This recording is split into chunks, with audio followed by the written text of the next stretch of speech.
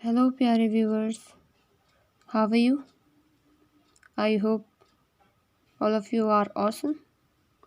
चलो फिर आपने अगर इसका फर्स्ट पार्ट देखा होगा प्रियम्बल चैप्टर का, तो फर्स्ट पार्ट पहले ही अपलोड हो चुका है। अब ये सेकंड पार्ट हम यहाँ से सेकंड पार्ट अपलोड कर रहे हैं। तो आपने अगर वो सेकंड वाला फर्स्ट वाला ना देखो तो आप उसे भी देख सकते हैं, ठीक है। तो हम ये हिंदी में भी हमने रीड कर लिया था पूरा, हमने हमारा जो प्रियम्बल है, और यहाँ से हमने इंग्लिश में भी रीड कर लिया था, ठीक है। अभी इनकी वर्डिंग को थोड़ा समझ लेते हैं और फिर मेन जो वर्डिंग है क्या मतलब है इसका, बस यही मेन क्वेश्चन भी इसका ही होगा। मतलब जैसे जो है ना ये फीचर्स वाला, क्योंकि यही फीचर है ना, मतलब हमारा ये प्रियम्बल है, तो प्रियम्बल के मेन फीचर्स भी तो इसके यही होंगे ना, जो इसमें दे रखे हैं चीज़ें मेन, बस वही है। हाँ, सबसे पहला क्वेश्चन तो ये कि फर्स्ट पार्ट में भी हमने बताया था कि जो प्रियम्बल है, जो प्रियम्बल का सिस्टम है वो कौन से देश से लिया गया था? यूएसए से, ठीक है। क्योंकि जो यूएसए है, अमेरिका में भी प्रियम्बल लिया था, उन्होंने भी प्रियम्बल लिखा था। तो हम जो प्रियम्बल का सिस्टम है हमने भी वो उधर से ही लिया था। मतलब हमारे देश के जो कॉन्स्टिट्यूशन असेंबली के जो मेंबर्स थे, जो कॉन्स्टिट्यूशन तैयार कर रहे थे, तो उन्होंने उनसे लिया था। लेकिन इसमें जो मेन चीज़ें हैं वो अपनी खुद की डाली। जैसे चलो अभी स्टार्ट करते हैं। हम भारत के लोग, सबसे मेन वर्डिंग तो यही है कि भाई जो हमारा कॉन्स्टिट्यूशन है, उसका जो मूल आधार है वो है क्या? मूल आधार मीन्स बेसिक फीचर या मोस्ट इम्पॉर्टेंट फीचर क्या है? हम भारत के लोग, यही है, ठीक है। क्यों? क्योंकि जो पूरा जो संविधान है, मतलब जो भी कोई भी डेमोक्रेटिक कंट्री जो होती है ना, उसका मेन बेस कौन होता है? मतलब स्टार्टिंग, मतलब उसे शक्ति कहाँ से मिलती है? डेमोक्रेटिक कंट्री किस देश को कहते हैं? उसी देश को कहते हैं ना जहाँ पे लोगों का शासन होता है, जहाँ पे लोग रूल करते हैं। तो यहाँ पे वही बता रहे हैं कि भाई हम भारत के लोग, बस मेन यही वर्ड है बहुत, कि भाई सारी जो चीज़ें कॉन्स्टिट्यूशन मानो या कुछ भी मानो, वो इंडिया के लोगों पर डिपेंड कर रहा है, उनकी वजह से चीज़ें हो रही हैं। तो हम भारत के लोग, भारत को एक संपूर्ण प्रभुत्व संपन्न, क्या मतलब होता है इसका? संपूर्ण प्रभुत्व संपन्न। अगर इंग्लिश में देखें तो इंग्लिश में इस संपूर्ण प्रभुत्व संपन्न वर्ड को बोलते हैं ये सॉवरेन। क्या मतलब होता है इसका? देखो, इसका मतलब होता है कि भाई कोई भी कंट्री है, कोई भी देश है, वो क्या हो, वो अपने इंटरनल मैटर हो गए, इंटरनल मीन्स आंतरिक जो काम है उनके लिए, और बाहरी मीन्स एक्सटर्नल का मतलब है यहाँ पर इंटरनेशनल लेवल मीन्स जो होती हैं उनकी फॉरेन अफेयर्स होते हैं वो, और इंटरनल होता है आंतरिक मामले मीन्स अपने देश के अंदर किस तरीके की व्यवस्था होगी, क्या करना है, कैसे करना है, वो सारा डिसाइड करने का जो हक है वो इसी देश के ऊपर हो, इसी देश के लोगों के हाथ में हो। मीन्स समझ रहे हो? चलो एक बार और थोड़ा सा देख लो। देखो क्या होता है, जैसे हमारा देश है, भारत देश है ना, तो भारत की जो व्यवस्था मीन्स जैसे अगर हम इनको बात करें, मंत्री परिषद वगैरह की बात करें, जैसे प्रधानमंत्री हो गए और भी मंत्रीज हो गए, इनकी बात करें, ये क्या है? ये मतलब इनको हमने तो चुनकर भेजा है ना, वहाँ पे हमारे द्वारा इनको वोट दिए हैं, फिर ये चुनकर हम मतलब हमें रिप्रेजेंट कर रहे हैं वो, तो ये इनके द्वारा सारी नीतियाँ बनाई जाती है। तो क्या मतलब हुआ इस वर्ड का? संपूर्ण प्रभुत्व संपन्न हुआ कि भाई ये जो नेता हैं जिनको हमने बनाकर भेजा है, वो हमारे आंतरिक मैटर, वो भी किसके अकॉर्डिंग? कॉन्स्टिट्यूशन के अनुसार, संविधान के अनुसार हमारे आंतरिक मामले मीन्स कोई भी रूल रेगुलेशन जो भी वो बनाते हैं देश के लोगों के लिए, वो किस तरीके से होंगे, कैसे उनका मतलब कैसे उन्हें इम्प्लीमेंट किया जाएगा, अगर मतलब किस तरीके की सज़ा की व्यवस्था की जाएगी, वो हो गया इंटरनल मामले हैं। आंतरिक रूप से स्वतंत्रता हो गई वो, हाँ, मतलब पॉलिटिकल सत्ता अगर किसी के आंतरिक जनता के हाथ में है तो वो भी एक वो हो गया भाई आंतरिक सत्ता है। अगर बाहरी की बात करें, बाहरी मीन्स अगर हम विदेश वो होते हैं, क्या होते हैं, विदेशी मामले जो होते हैं, जैसे हमारी विदेश नीतियाँ जो होती हैं, भाई किस देश के साथ किस तरीके का वो करना है, या इंटरनेशनल व्यापार होता है हमारा, वो सारे मामले की भी, उन सब मामलों पर हमारा हक हो, किसी कोई बाहर का लोग या कोई बाहर के इंसान आकर इस पर किसी तरीके का उनका कोई दबाव ना हो, वो होता है संपूर्ण प्रभुत्व संपन्न। ठीक है, तो हम हैं ना, हमारे ऊपर जैसे अगर अंग्रेजों की बात करें तो अंग्रेजों को जब शासन था तो हम नहीं थे ये, हाँ, सॉवरेन कंट्री थोड़ी ना थे हम। फिर बाद में जब ये देश को छोड़ कर गए उसके बाद हम सॉवरेन कंट्री बने। और फिर पहले तो देखो, अगर स्टार्टिंग की बात करें तो बाद में थोड़ी टाइम के लिए हमें इंटरनल मामले हमारे हाथ में आ गए थे।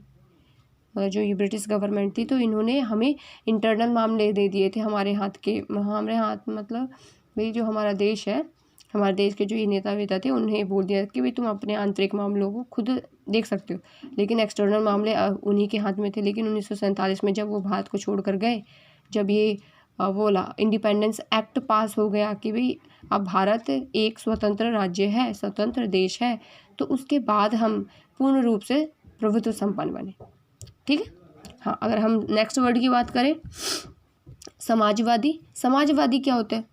देखो, समाजवादी होता है कि भाई कोई भी देश है, मतलब समाज बात करें कि भाई कोई भी इंसान है जो एक समाज में रह रहा है, उसके साथ उस समाज में किसी भी बेसिस पर उसके साथ किसी प्रकार का कोई भेदभाव ना हो। ठीक है, उसके साथ किसी प्रकार का कोई डिस्क्रिमिनेशन ना हो, वो होता है समाजवाद। इस जैसे उसके साथ किसी तरीके का समाज में रह रहा है, उसके साथ ना तो जाति के आधार पर हो, ना धर्म के आधार पर हो, ना उसके साथ लिंग के आधार पर हो, मीन्स जेंडर के आधार पर, और उसके साथ किसी तरीके का कोई भेदभाव नहीं होना चाहिए, वो होता है समाजवादी। में समाज में एक इंसान है जो बहुत अमीर, गरीब या ऊंची जाति का है, जो हक उसको है वही हक इसको भी हो, चाहे गरीब हो, चाहे कैसा भी हो, चाहे किसी भी जाति का हो, उसे भी वही हक दिए जाए समाज में बराबर का, उसके सामाजिक हक ना छीने जाए, वो होता है समाजवादी। ठीक है, धर्मनिरपेक्ष की बात करें, धर्मनिरपेक्ष वो होता है कि भाई कोई देश है उसका किसी प्रकार कोई भी धर्म ना होना, वो होता है धर्मनिरपेक्ष। अगर हम भारत की बात करें तो भारत का कोई धर्म नहीं है, मीन्स भारत कोई रिलीजियस कंट्री नहीं है, वो एक धर्मनिरपेक्ष है, उसका कोई एक पर्टिकुलर धर्म नहीं है, उसमें हर तरीके के लोग रहते हैं, हिंदू, मुस्लिम, सिख, ईसाई, पारसी, जैन, बौद्ध, हर तरीके के लोग रहते हैं। तो इस तरीके से ये एक धर्मनिरपेक्ष कंट्री है, और सभी के जो धर्म है सभी के धर्मों का इक्वल तरीके से सम्मान करा जाता है भारत में, तो वो होता है धर्मनिरपेक्ष। भी किसी भी पर्टिकुलर कंट्री का कोई एक पर्टिकुलर रिलीजन ना होना, कोई धर्म ना होना, वो होता है धर्मनिरपेक्ष। ठीक है, धर्म से अलग। अब इस नेक्स्ट वर्ड की बात करें तो लोकतंत्रात्मक, गणराज्य। लोकतंत्रात्मक का मतलब क्या होगा? मतलब लोकतंत्रात्मक क्या होता है? देखो, चलो ठीक है, समाजवाद को इंग्लिश में क्या कहते हैं? सोशलिस्ट। धर्मनिरपेक्ष को धर्मनिरपेक्ष, सेकुलर। और अगर हम इसकी लोकतंत्रात्मक की बात करें, डेमोक्रेटिक, इसका रिपब्लिक। ठीक है, देखो, अगर डेमोक्रेटिक कंट्री कौन सी कंट्री होती है? जहाँ पे लोगों का शासन होता है। लोगों का शासन मीन्स क्या? जहाँ पे कोई भी जो पर्टिकुलर जो भी रिप्रेजेंटेटिव होता है देश का, उसको लोगों के द्वारा डायरेक्ट चुनकर भेजा गया हो, वोटिंग का सिस्टम हो, जहाँ पे जो पावर है वो लोगों के हाथ में हो। मीन्स क्या? अगर लोग वोट ही ना डालें, जो जनता है अगर वोट ही ना डाले अपने नेताओं को, उन्हें जिताए ही ना, तो थोड़ी ना वो जीत के जा सकते हैं।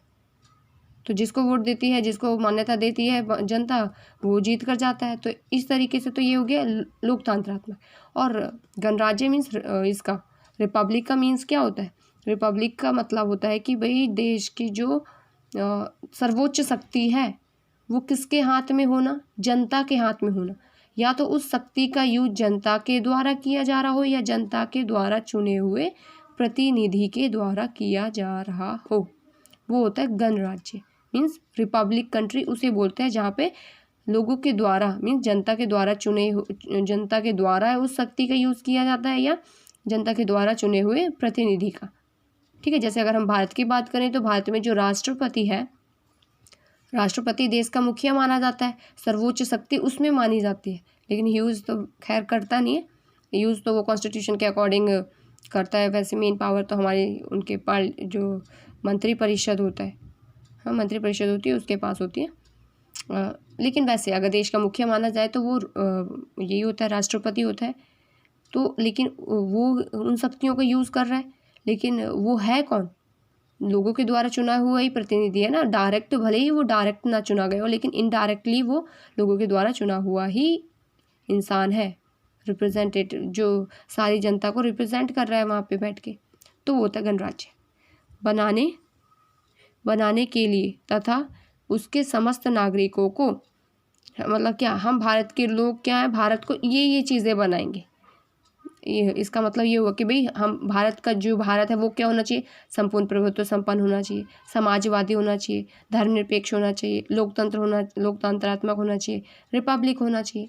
ठीक है, ये सब बनाएंगे और साथ में क्या करेंगे, साथ में हमें क्या करना है, भारत के जो सब लोग हैं उनको क्या करना है, ये राइट्स देने हैं। कौन कौन से? सॉरी, राइट्स मीन्स ये न्याय को इंग्लिश में बोलते हैं जस्टिस देनी। कौन सी? सोशलिस्ट, मतलब social justice, economic justice, political justice. समझ रहे हो? सामाजिक मीन्स क्या? सामाजिक वही हो गया समाजवादी, जब भी समाज में किसी भी व्यक्ति के साथ किसी भी आधार पर कोई भेदभाव ना हो, वो सामाजिक हो गया। मीन्स अगर ठीक है, अगर उसके साथ समाज में किसी तरीके का ये इसके जाति, धर्म, लिंग, इनके आधार पर, बेसिस पर अगर उसके साथ कोई क्राइम होता है या उसके साथ कोई डिस्क्रिमिनेशन होता है, तो वो क्या कर सकता है, वो डायरेक्ट कोर्ट में जा सकता है और कोर्ट उसे न्याय देगी। समझ रहे हो?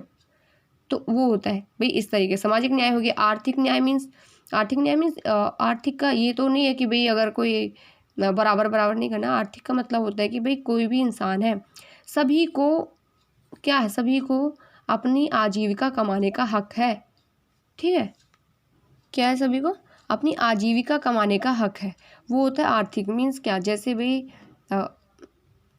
अब भाई देखो, एक वैसे आ जाएगा कि भाई आर्थिक में ये तो नहीं कह सकते कि भाई अगर हमें भाई कोई अमीर आदमी है और हमें भी वही उतने ही पैसे दिए जाए, तो ये तो हो नहीं सकता। अगर ना दिए जाए तो सीधा वो कोर्ट में पहुंच जाए, ये तो हो नहीं सकता। लेकिन यहाँ पे आर्थिक का मतलब ये हो जाता है कि भाई कोई भी इंसान है। ठीक है, तो मतलब यहाँ पे एक तरीके से ये भी हो गया कि भाई अमीर गरीब वो भी ना होना, कि भाई अगर जैसे कोई क्राइम कर दिया, दो लोगों ने, सेम क्राइम है, दोनों लोग, एक अमीर है एक गरीब है, अगर सेम क्राइम करा है तो उनको क्या किया जाए, उनको सेम सज़ा दी जाए। ये इसको गरीब देखकर या कमज़ोर देखकर कोई भी फैसला ना किया जाए, वो कहलाता है आर्थिक न्याय। ठीक है, राजनीतिक की बात करें कि भाई सभी को हक है पॉलिटिक्स में भाग लेने का, चुनाव लड़ सकता है, पार्टी बना सकता है, नेता बन सकता है, और उसके इस अधिकार का उल्लंघन नहीं किया जा सकता।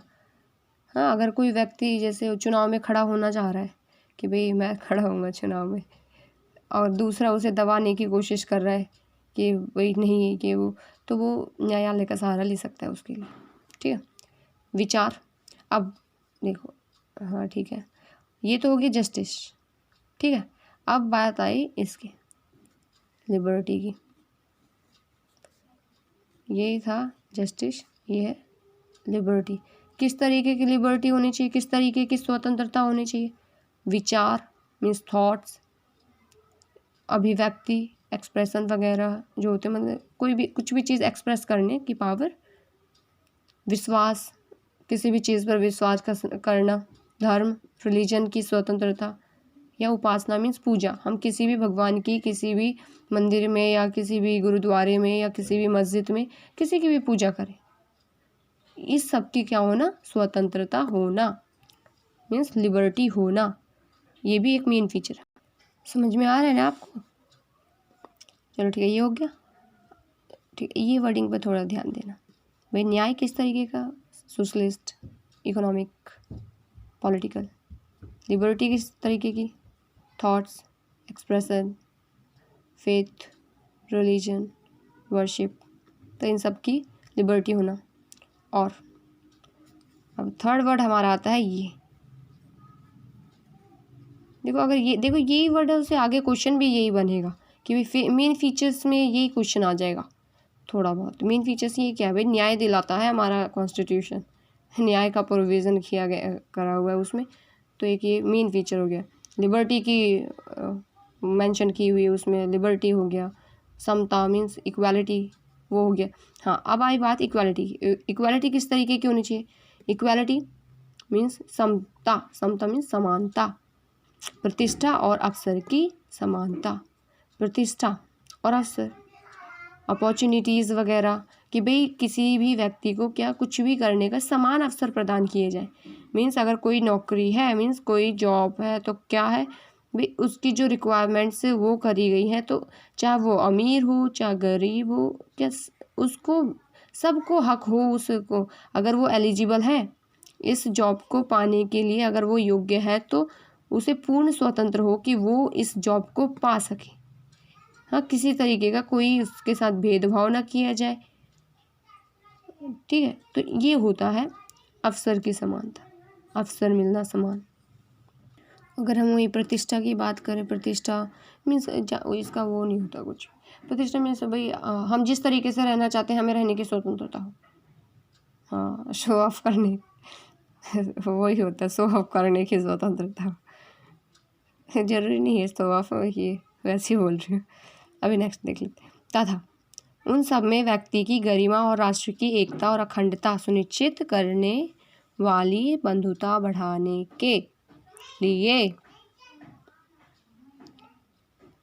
दृढ़ संकल्प होकर अपनी संविधान सभा में, देखो अब 2 वर्ड और आ गए हमारे जो मेन फीचर्स में, राष्ट्र की एकता, अखंडता, व्यक्ति की गरिमा।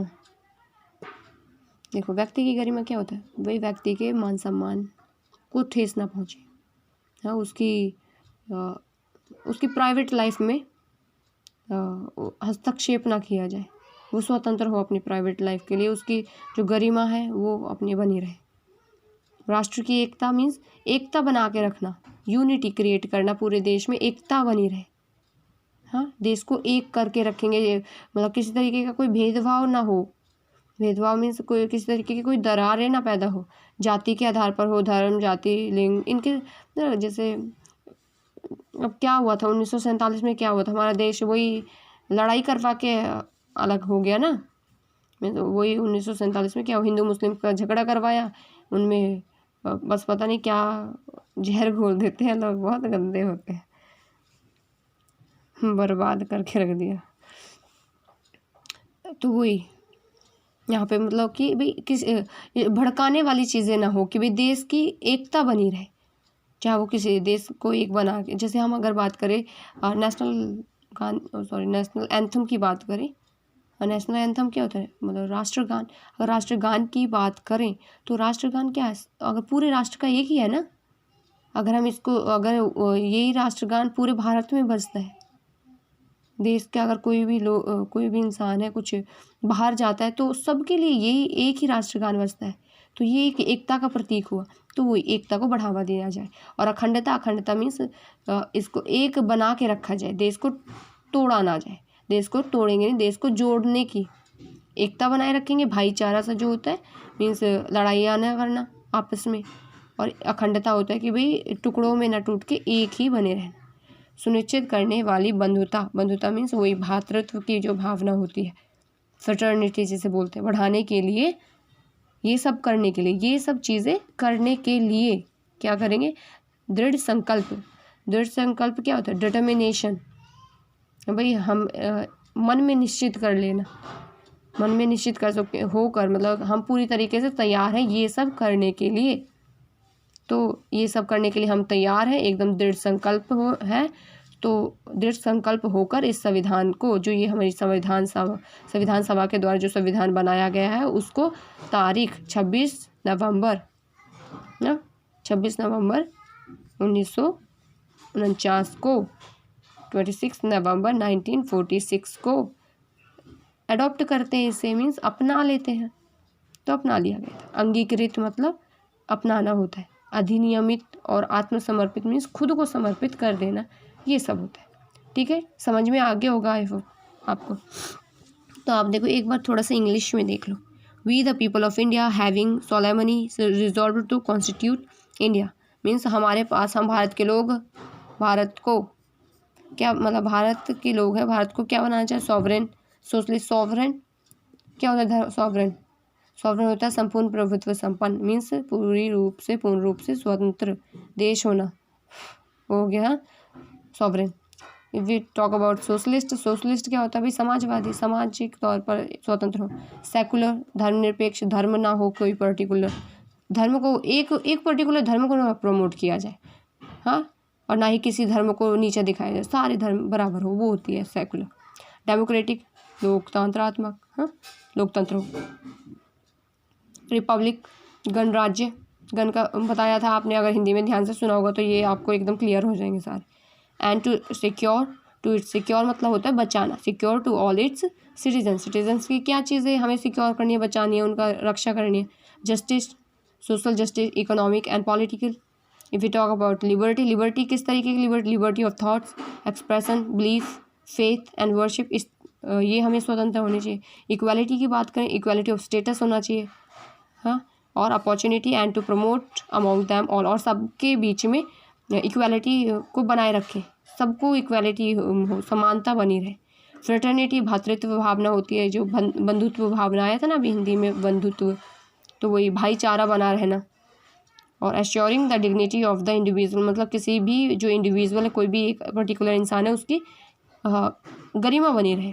गरिमा में की मीन्स वही प्रतिष्ठा, उसकी प्राइवेट चीज़ें, उन पर उसका हक हो, वो चीज़ कि भाई उसकी प्राइवेट लाइफ में ना हस्तक्षेप किया जाए, है। एंड टू यूनिटी, यूनिटी क्या होता है? एकता।